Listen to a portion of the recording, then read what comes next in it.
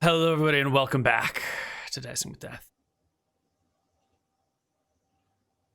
We're back. Horrific visions filling Devon's mind. He shuts the door to the shrine and steps back into the chilly hallway. Mm-hmm. The warmth from outside is slowly flowing in. Pulling his magic firefly swarm with him. And he looks left and right to the fire pit and to the other door off its hinges. Is there anything left of the mold colony? No. Just, the flakes of lichen that have now fallen off of the walls. Dead. Okay. All right, so I will pace down the hallway to the left and the right. Yeah, in the left you can see this must have been the cooking kitchen room. There are some broken down barrels that probably once held water or foodstuffs or cooking supplies, but they are rotted and useless now. There is a fire pit in here, and there is a hole in the ceiling, a circular hole that would go straight up, but it is dark up top, so there must be earth or plants or something that has covered the exit of this smoke chamber.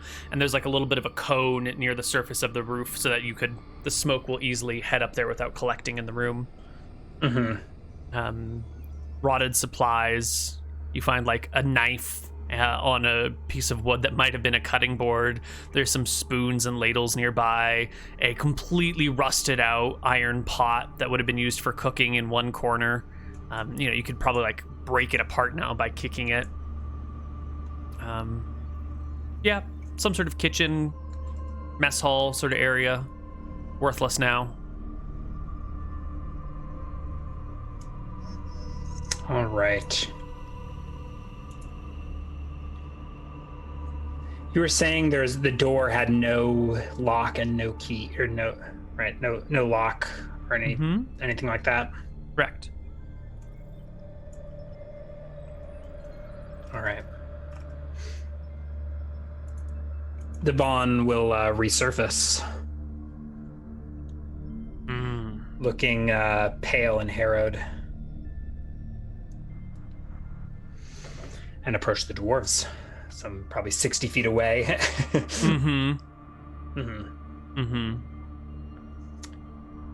Right. Oh, quick question. Is there the mold, is there like a sample from which it could be regrown, or is it all like dead? Well, it's dead, but maybe through magic you could reverse it somehow or create it again. Yeah. It appears to be dead. Yeah. Well, I might I'll take a fleck with me. Stick it in a pouch. I've also got the bioluminescent dwarf stuff as well. Anyways, Devon approaches the dwarves and says, the mold is dead and the basement is cleared. Anything to be worried about?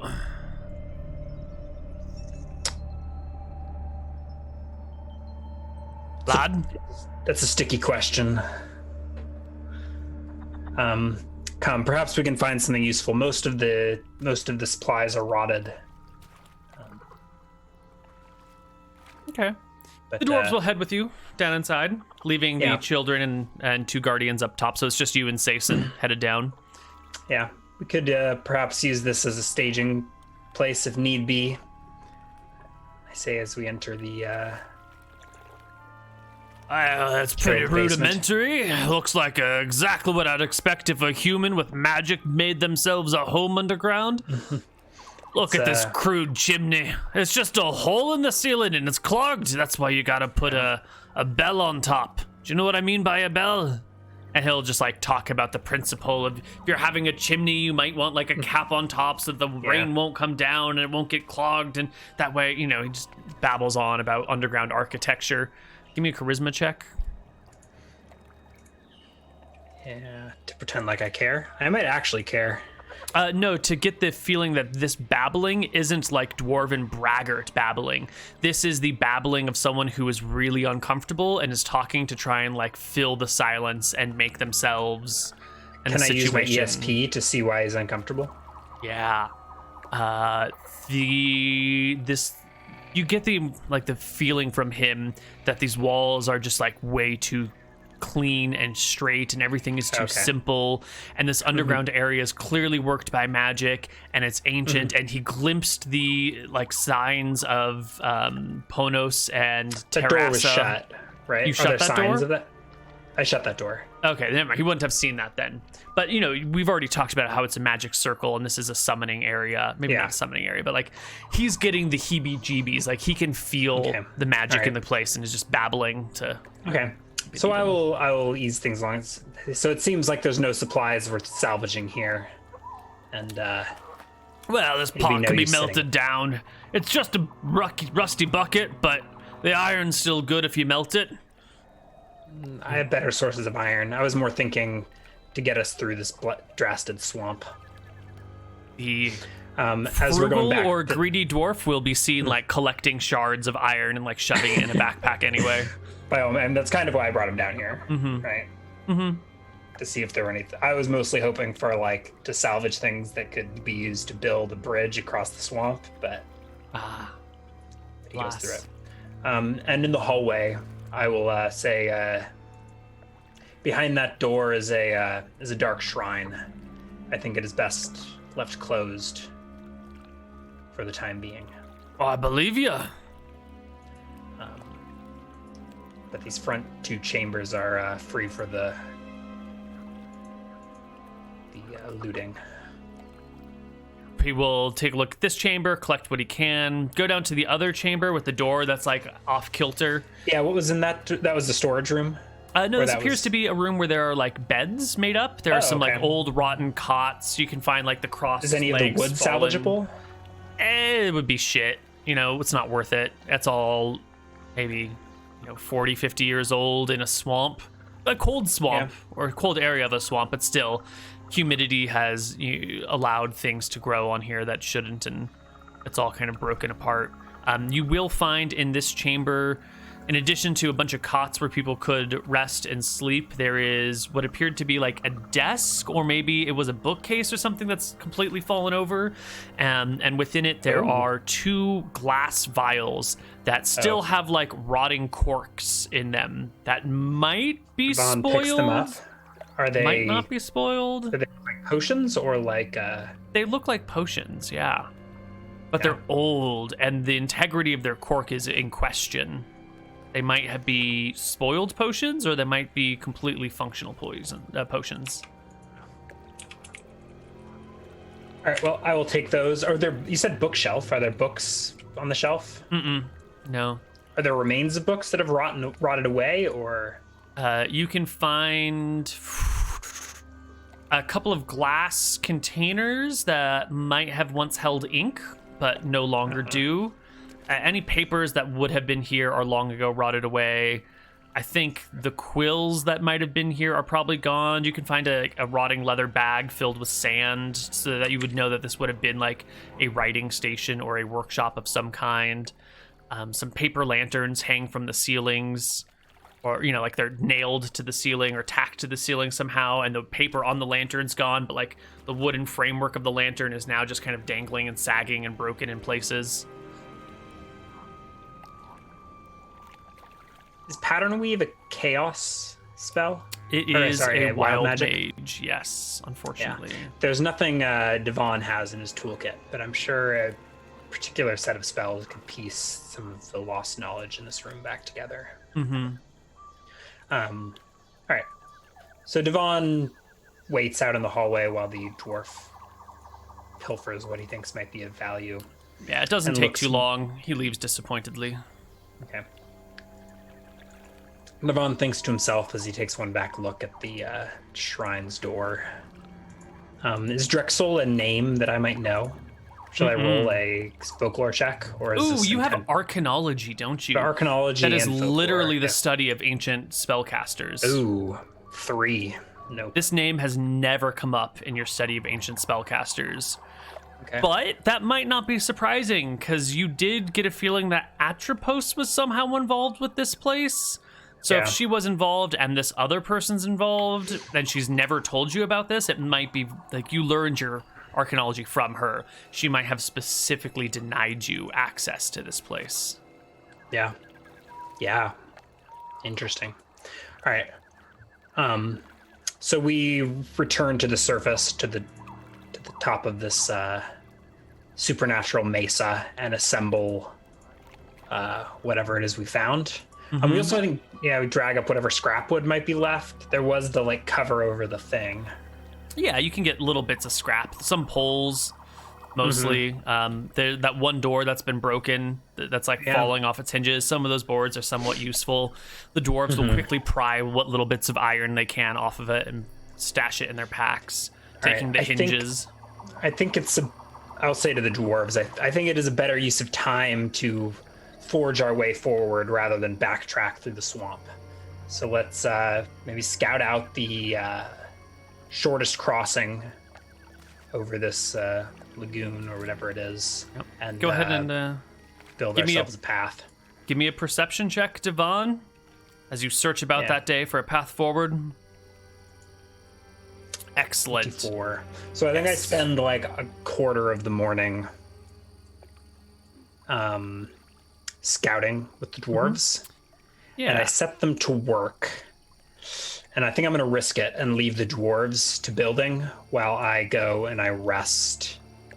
And I would like to spend the day in study to regain more MP.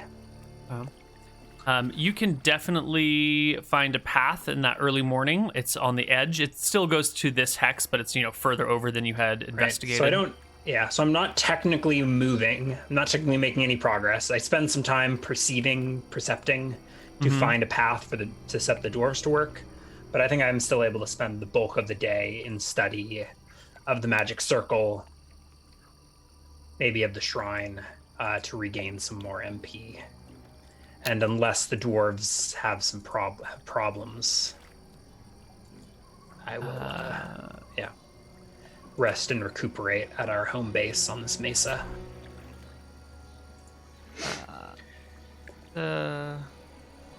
Studying. At a minimum, the mage must have access to their spell books in a place. I own spell books.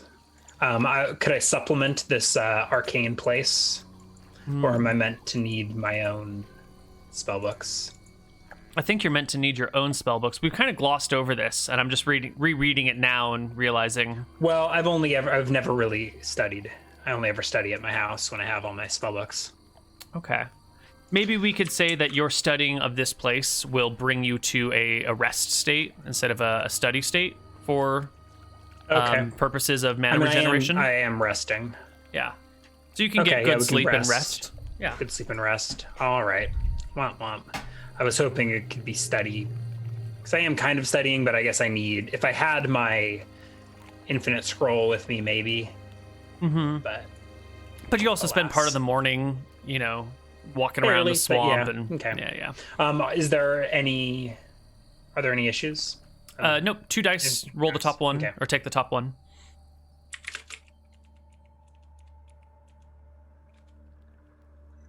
Nice. And the counters as you make your way through the swamp. Swamp.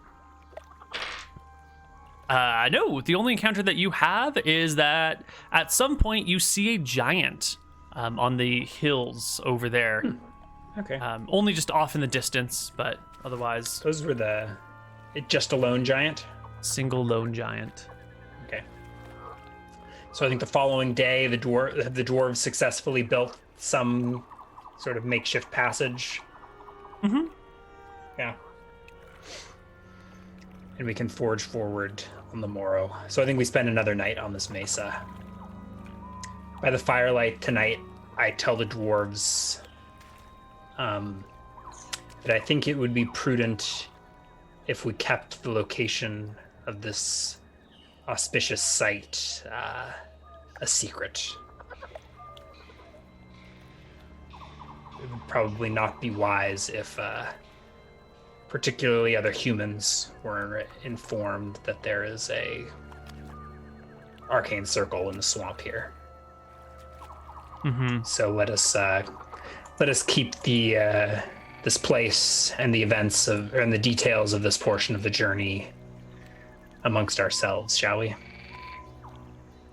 And unfortunately, I don't have a forget spell or anything like that, so I think I'm relying on my persuasion and well, they're a superstitious lot I think it's already. probably. Sorry, what's that? They're a superstitious lot already. Right, They've I think already the dwarves are totally gonna be like, oh yeah, we're down with secrets. We do not want humans coming in and mucking around with these ancient magics. Let's leave this place to the swamps. Isn't there some idiom about like if you say the name of great evil, it'll appear before you? There's some. I think that's bears. That's actually true, right? Like Right. the original bear it's like the original euphemism, right? Right, for the monster of the woods. I think I've read that too. Yeah. I probably read that same Reddit article. Yeah. Post something. I don't know. Yeah. And then I think when we build the actual path through here, we will steer well clear of this mesa, and maybe Devon will come back to conceal this place better. If I had more MP, I'd probably seal up the spot or seal up the shrine, but we'll leave it for now. Okay. You guys can seal it up, head on through, and I'll need one more perception check for the next day of making your way all the way to land. Just one or two? Come on. Well, apparently it's going to need to be two. Well, so we get out of this hex, right? Yeah. You move to the next one, and we you get try and stuck find in- your way through, but it's just like deep water. There are a lot of crocodiles around in these areas. Sometimes the people are willing to move through the water, but in this situation, there's just too many crocodiles. And this might be a path forward, but it's not a path forward today. Okay. So do you want to wait it out and try and come back the next day, or do you want to look for a route that you could maybe move? We're so close to shore. I think like a day is wasted, and I think we want to trudge forward. Give me one more check on the next day. Oh, There we go. is one enough? Yes, that is enough to get you from here to here. Finding your exit.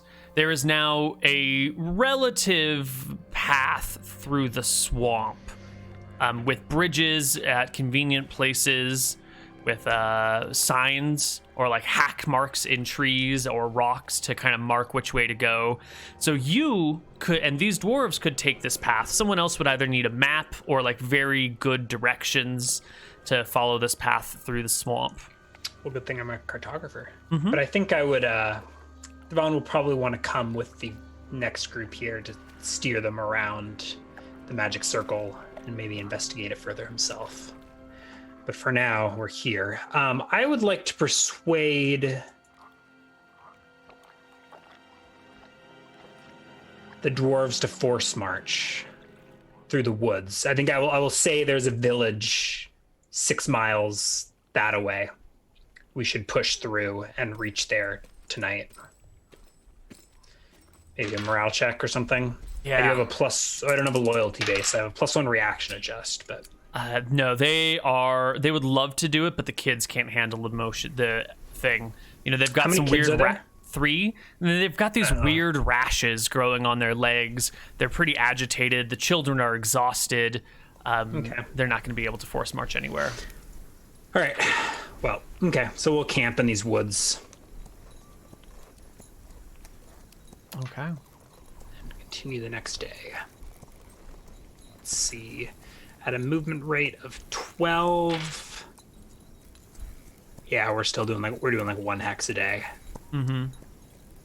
But it's only 1, 2, 3 days to get home. So we will the next day, probably like late afternoon. I guess okay. So we can go all the way home, but Yeah. we'll stop in Grecos and I will, I will take them into town and splurge on whatever food copper can buy. Clean socks for the kids.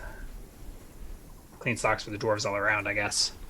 And recuperate in Grecos, but it sounds like they're eager to push on towards Necrot. They are. The humans here will be baffled by the dwarves. They've heard of these legendary creatures, but they've never seen a dwarf in the flesh before. They stare awkwardly, gawk and gape at the creatures.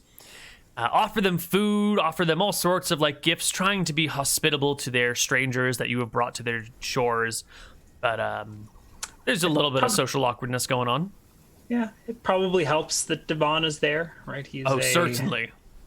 Storied figure in these hills by now. So him escorting these dwarves through and being like, these are our new friends. This is Sai's son and his family, and they're coming to visit Necrot. Perhaps stay if they like it.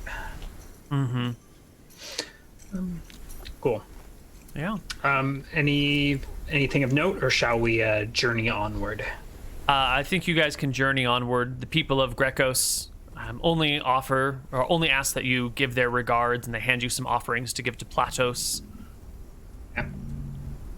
It is some bags of food, some copper coins. Some of them you'll notice. Most of them you'll notice have your head and the other head on them. Some of them have other heads. Yeah, the coins have been circulating. We're somewhere deep in spring by now.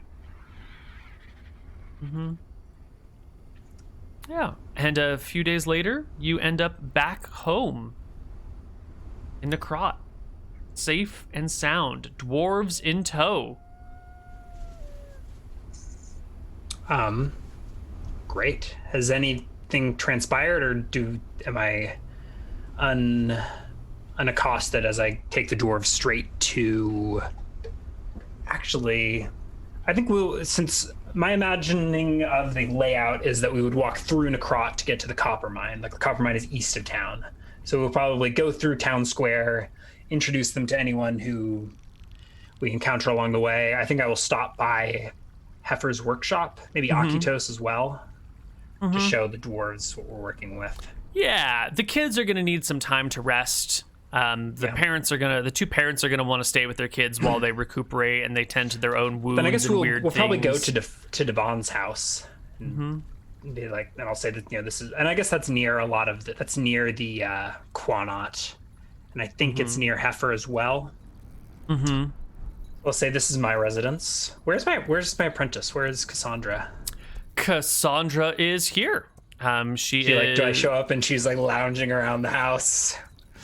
What spells does she have? Hold portal, extinguish, reveal doors, check magic missile. Do we have stats for Cassandra yet? We do. Which would here it is. Apprentice. Give me a charisma check for her. Ew.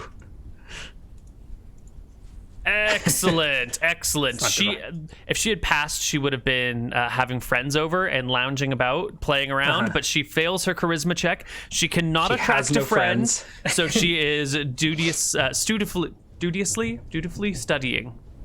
Maybe Devon half hoped that she would be doing something more interesting, that he would walk in on her with her feet up on his couch, but nope. She's got your scroll open on the desk, and she's looking at it and taking notes. Maybe that's what I'm like. That's my infinite scroll. I recovered that from Seltzer's cave. You did no climbing or swimming to find that thing. But anyways, only for you to realize that it's not her scroll. It's the Seltzer Book of Smut that she's transcribing. That's actually in. Octopus still has that. Okay, never mind. Unless she went to Octopus to check it out. No. Then she's just looking at your scroll. Best of Devon! Yeah, I was saying to the dwarves, this is my home, and Cassandra, this is Saison and his family, his wife, children. Is the brother-in-law here? Brother-in-law's here. Right? This is Cassandra, my apprentice. Could you please see to some refreshments for the children. Of course, And, of course. And she hurries out to go fetch things. Make yourself at home. Maybe I've picked up a smattering of Dwarven. Have I learned how to say Mikasa, Sukasa, or something like that? It goes just like that. Yep. Dwarven is now Spanish, but said with a Scottish accent. Mikasa es Sukasa. There you So go. bad on so many levels. We should just wrap up here before I do anything stupider than that. Okay. All right. Do we need to narrate anything? I mean, I think the children are like given sweet treats or figs or something. Mm-hmm. And I show Saison and maybe his brother-in-law around the town. Mm-hmm. Quanat, introducing them to Heifer, showing them the workshop, and I will take them out to the copper mine. Mm-hmm. I don't know where we'll set them up. There's already like miners, right? So it would probably be they're going to want to build their own house. They might need temporary sheltering with you, but if they decide this is a place that they want, the impression that you have gotten is that they will send some people back, probably just Saison and the brother-in-law, back to go fetch the rest of the people, while the mother and children set about building a home. With humans, when you have kids, you set them to work like mowing lawns and taking out the trash. When you're a dwarf and you've got kids, you set them about to like building homes and expanding the home, because that's like a lot of hard labor of mining to just like get through the rock, but it teaches them technique and whatnot. So children are the primary constructor of homes, and then the adults do like the nice finishes or the hard parts. And let's see. I like to think the Quanat is an impressive structure. Yes. Nakatos has like, maybe it's not dwarven craftsmanship, but he's done like the layered sand thing. Is Heifer's Forge next door to Devon's house? I think that was the case, right? Mm-hmm. His workshop. Yeah. And, you know, the town is humble and simple, but around the forge, there's just casual wealth. There are like rocks with and maybe he's already smelted out the gold from like gold ore, and then there's just chunks of iron and copper laying about. Excellent. And the copper mine is, I think, a rich mine. And I get a feel for the dwarves' first impression of Necrot. Are they as disappointed as Heifer was, or do they see the diamond in the rough? Well, they see a lot of people, right? Because this little village that they came from, we said was like 40 homes or something. And here, Necrot is, I would call it an overcrowded village. Like, people have been coming to Necrot, but it takes a while to build up their homes. So there's like tents laid out and shanty towns kind of developing. There's like a little Hooverville coming on the south side of town. And the existing homes are a little overfilled. And there's money, there's like coinage floating around, but the wealth is greater than the infrastructure. And so the dwarves are looking at this place like, what the fuck? Where the hell are we? We're definitely digging our own home outside of town. Oh my God. But then like there's all this money, and the copper's of pristine quality, and you show them the iron and they're like, oh my, this is pure iron. You don't even need to like refine this at all. You don't need to fold your blades 1,000 times to get good steel. You just fucking cast it and it's solid steel. Oh my God. So their disappointment at the town is overcome by their lust for good hard working materials. And I will in time introduce them to my future mother-in-law, the mistress of coin, to negotiate the details of their arrangement of their land grant and where they can set up shop. You'll hear her husband, your potential father-in-law, the village elder, grumbling that negotiations used to be my domain. Just because you're in charge of the money now, sweetie, doesn't mean you can take away, my right to negotiate with. And, old married couples arguing over nonsense that they probably both agree with anyway. But he wants to be the one to say the things. And really, I thought he was excited to be passing the buck, but maybe not. Well, you know how old men are. They're so excited to pass the buck, and then as soon as they do, no one's doing it right. I want to be in charge again. It's the grass is always greener effect. Grumpy All old right. men. Did anything happen in Devon's absence that I need to be informed of, or? No, we'll leave it at this for now. If there's something good, we'll deal with it next week. I think our little mesa in the fen is enough of a cliffhanger for now. Yeah. Great. I think let's leave it at that. Do we want to do any experience this week, or? Ooh, yeah, absolutely. Whoops, that is the wrong window to open. So we came across the swamp. You did fight the gator, but it wasn't really threatening you. You just blew its brains open. You did fight the mold, though, and that was threatening you and was a bit of a danger. So even though the book says 15 experience, we'll give you a little bit more 15? than 5 for 4d8 cold damage. Yes, with no save and no roll to hit. Yes, 15 experience because it has no hit points, Ryan. So they put it in the. How are you supposed to kill it? You can't. Heat would have fed it, right? Yep. The fireball would feed it. A torch will double its volume. Flaming oil is used. It quadruples. Fireball type spells cause it to grow 8-fold. Ice or ice storms or cones of coal. The only magic that affects it is disintegrate, which destroys it. Plant affecting magic and cold spells. Ice storms or wall of ice will cause it to go dormant for 4d6 turns. A cold wand or white dragon breath or cone of cold will kill it.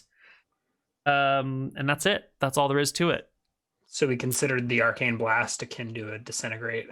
Kind of, raw magic damage. Yeah, and then I just gave it like a save.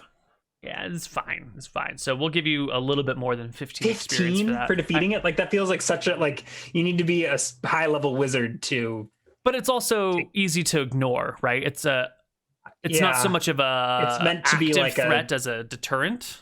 Yeah, it's kind of meant to be like a secret. Like, you can't go past its passage until you come back with a wand of cold or something like that. Right. Or like direct sunlight or ultraviolet light will kill it as well. Oh, really? Yeah. So, if you're wise and you've got mirrors or something, I don't know. Yeah, but that's still, I mean, I guess that you're getting experience for having a clever idea to use mirrors to kill it or something. Anyways, that's absurd. Yeah, I agree. That's why I'm giving you 500 for it instead of 15. And then you brought the dwarves, which is sort of a self-imposed quest, but it's worth quite a bit because this is like part of your growing empire and bringing in peoples and craftsmen and whatnot, fulfilling your destiny.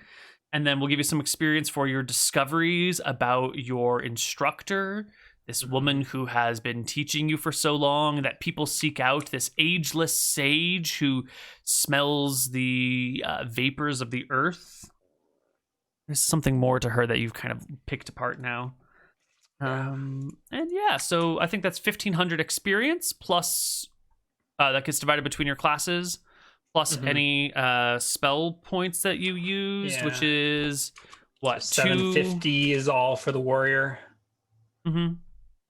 All right, the warrior is up to 39,049. The warrior's gonna take a while to hit level 7, but all right. And then wizard. So we're going for plus 750 plus 310 for the spells. There's no spell research or anything. What was I? Oh, did I get enough experience for the? I didn't note the locate object, locate location thing to find the dwarf island. Landmark. I kind of figured that would just be rolled in with quest XP. Is that already covered in the 750? Yeah, I feel like you've learned something, but we haven't done enough to give you XP for it yet. Okay, sure, whatever. All right, so not much. You've created a quest for yourself, but it hasn't been completed. All right, so wizard will be up to 53,073.9. So still a little ways away from level 7 as a wizard. Mm-hmm. All right, no level ups today, but interesting little mini session. Mm-hmm. Cool stuff. All right, well, that's it for this that special is midweek. Yep, that's it. Okay. We will be back sometime in the future. Could be in a week, could be in 2 days, could be in 5 weeks. We have no idea. But check the schedule, which you can find. Yeah. I think we're trying to do a single player lag this Sunday, weather permitting. Yes. So yes, Azul is scheduled for this Sunday for lag. I've Are those just all- gotten word that Tombs of Scoria is canceled for tomorrow. I'm so sorry. womp womp. That's sad. Oh. It's been good. Mhm. Oh my gosh. Chat's pissed. Well, it's not my fault, so be pissed at Tim Pool. Whoever Tim Pool is, he's the person to blame. Seriously? What the fuck? Destiny's bumping you for that? I don't know what this Anyways, is. He's like an internet politics guy. I don't know. Whatever. We're not gonna talk about this. There's a flight involved and planes, and someone didn't fuck. Maybe it's Destiny's schedule for not realizing when his flight was. I don't fucking know. None of my business. So that's it. We'll be back sometime soon. Keep an eye on the schedule. You can find it here in Twitch. Type !CD for the countdown of shows, or you can find it on the Google Calendar or in our Discord under the schedule, which, all of these things are the same. So keep an eye out. And Merry Christmas, Happy Hanukkah, Happy Holidays. Couple weeks off. Yeah, but we might not see him for a while. I don't know when these holidays are. There's like a Kwanzaa in there, there's a solstice in there, there's some other pagan shit going on. A couple weeks. Yeah. Alrighty. And Thanks for watching. bye-bye, everyone. Bye-bye.